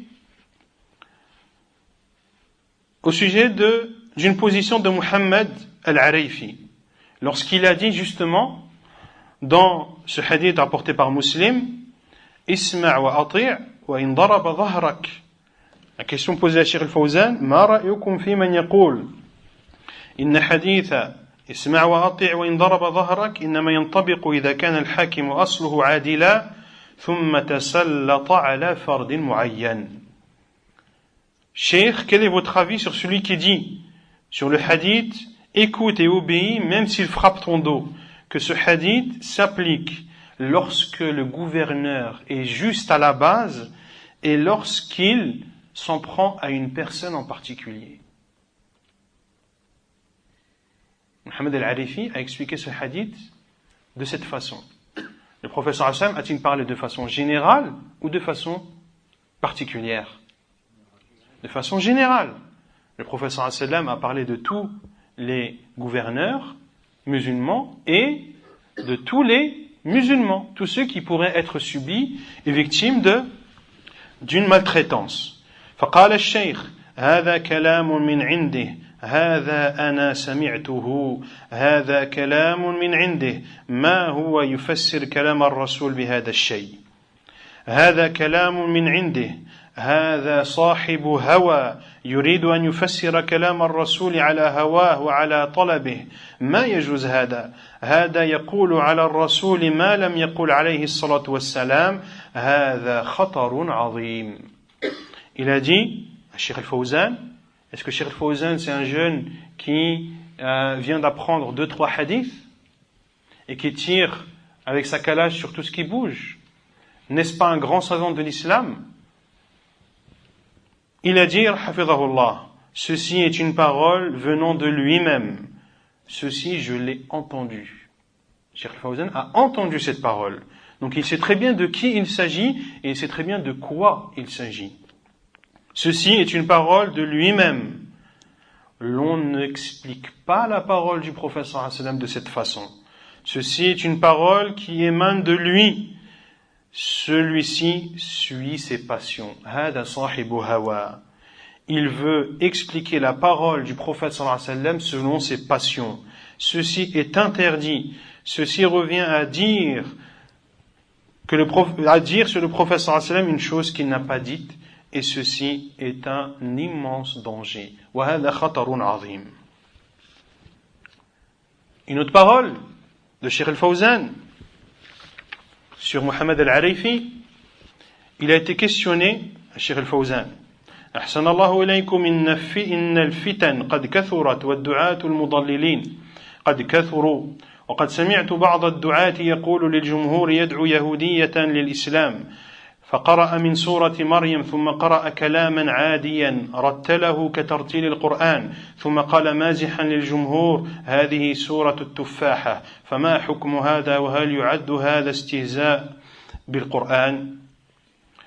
الجواب نعم إذا كان يأتي بكلام من عنده ويشبهه بكلام الله ويرتله مثل ما يرتل كلام الله ويسميه سورة فهذا على خطر عظيم قد يرتد بهذا الكلام وإن كان مازحا قل أبالله وآياته ورسوله كنتم تستهزئون لا تعتذروا قد كفرتم بعد إيمانكم فالذي يمزح بالقرآن ويجيب كلام الله ويقول هذا مثل قرآن ويرتله ويوهم الناس أنه قرآن هذا يرتد بهذا العمل. La question posée à Cheikh Al-Fawzan Hafidhahullah. Les tentations sont nombreuses et les prêcheurs égareurs sont nombreux. Et j'ai entendu certains de ces prêcheurs dire à une assemblée qu'il a invité une juive à l'islam. Il lui a lu une partie de sourate Maryam, puis a lu des paroles normales qu'il a psalmodiées comme on psalmodie le Coran.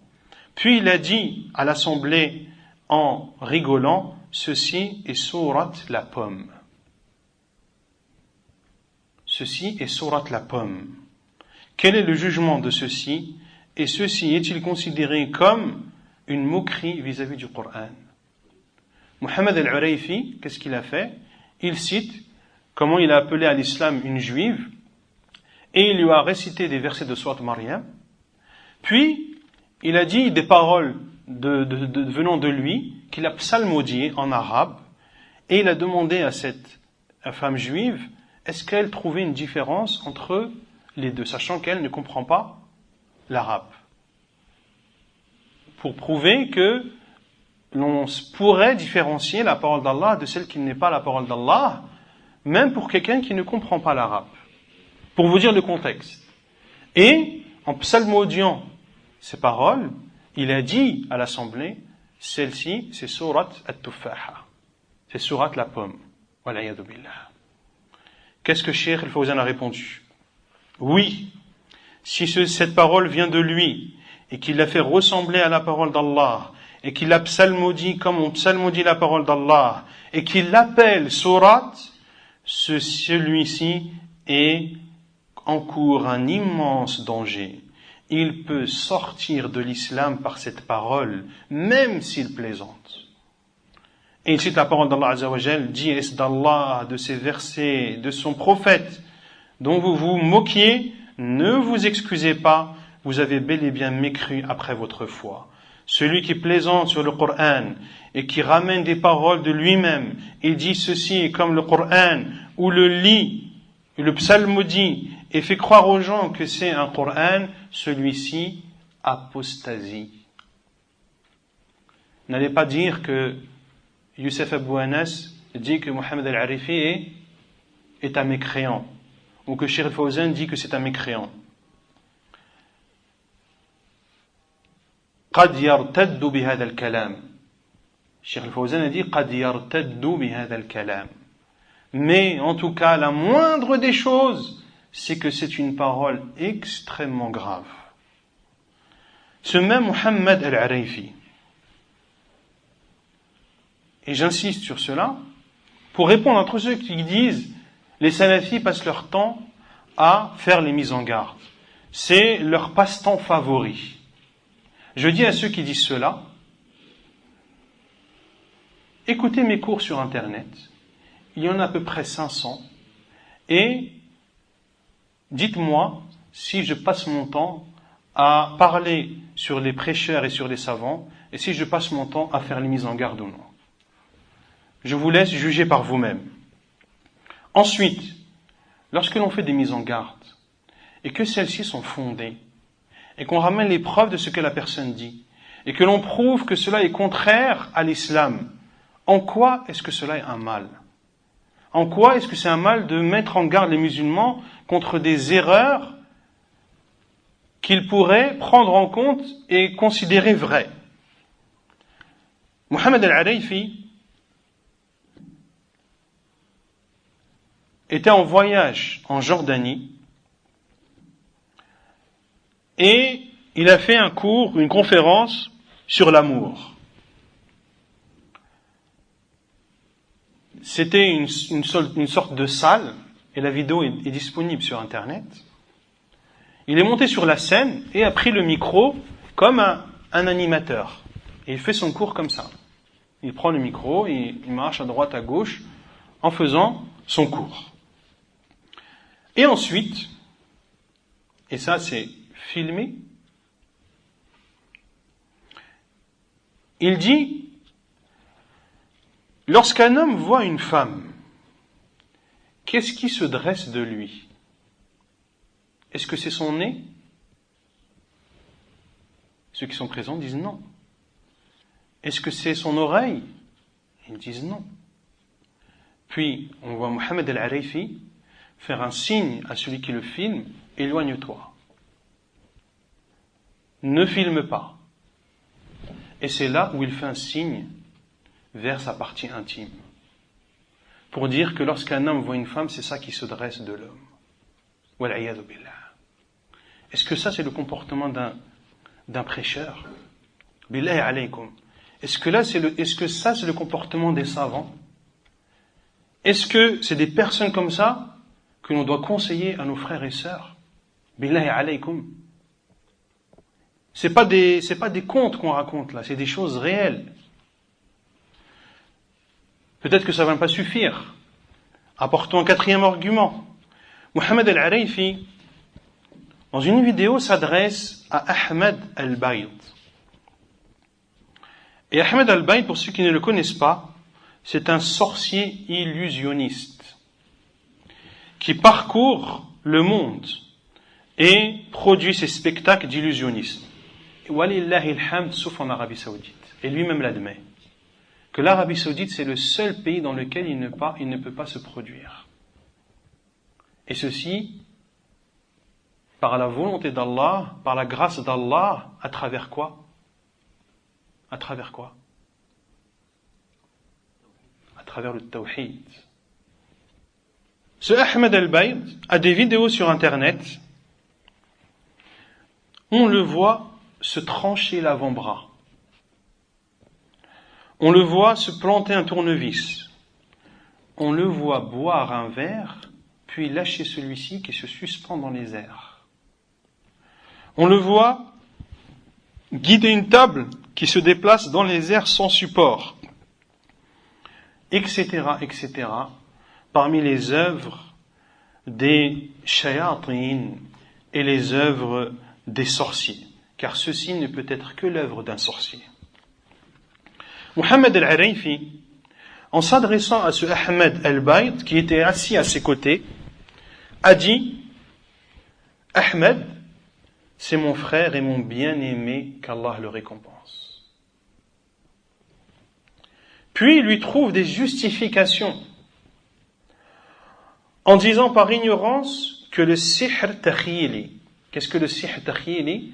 C'est la sorcellerie illusionniste. On a vu dans les cours de Tawhid que la sorcellerie est de deux sortes. Il y a la sorcellerie qui fait aimer un homme à une femme ou qui fait détester un homme à une femme et vice-versa. Une sorcellerie qui a un impact physique sur la personne. Et il y a la deuxième sorte de sorcellerie qui est as-sihru at-takhyili, la sorcellerie illusionniste, qui elle agit sur quoi?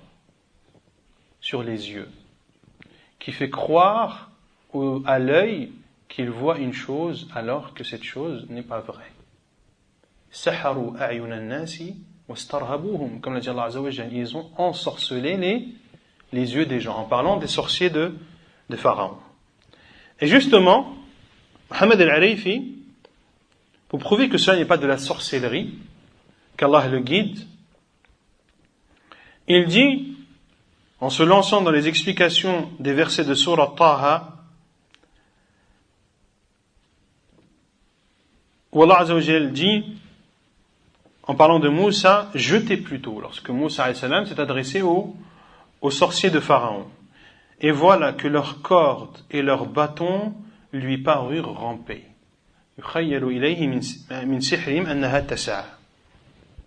Mohamed Al-Arifi a dit que cela est une preuve que ce n'était pas une sorcellerie réelle. Alors qu'Allah Azza wa Jal a dit à la fin de ce verset, min sihrihim, par l'effet de leur sorcellerie. Par l'effet de leur sorcellerie. Voilà que leurs cordes et leurs bâtons lui parurent ramper, pourquoi est-ce que ces bâtons et ces cordes avaient la forme de serpents qui rampaient? À cause de quoi? Min sihrihim, à cause de la sorcellerie. Donc Allah Azza wa Jal a attesté que c'était de la sorcellerie. Pourquoi dire alors que ce n'est pas de la sorcellerie? Voilà donc un cheikh, un savant que Nadir Abu Anas recommande malheureusement aux musulmans francophones.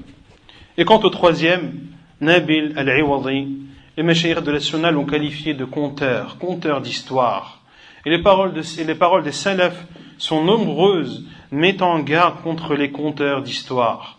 Et Nabil al-Iwadi, qui sans scrupule qualifie les salafis de murji'at al-asr, des murji de cette époque. Et les murji, ce sont ceux qui considèrent que quel que soit le péché que tu fais, tu es musulman.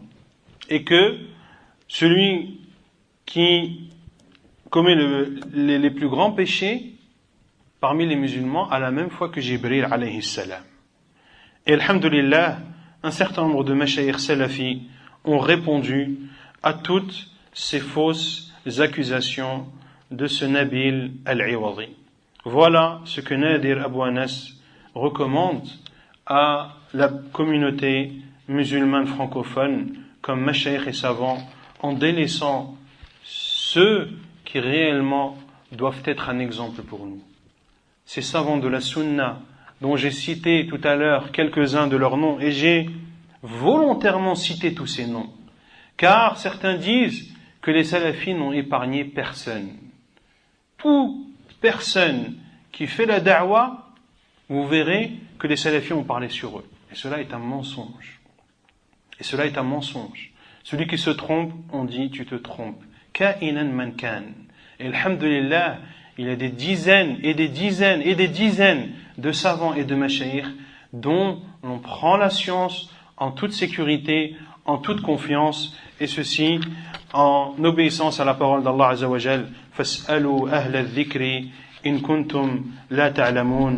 Ceci était un rappel qui profite à celui qui prête l'oreille et qui a un cœur attentif. Wallahu a'lam. Sallallahu wa sallam wa baraka ala nabiyyina Muhammad wa ala alihi wa sahbihi ajma'in. Wa akhiru da'wana anil hamdulillahi rabbil alamin.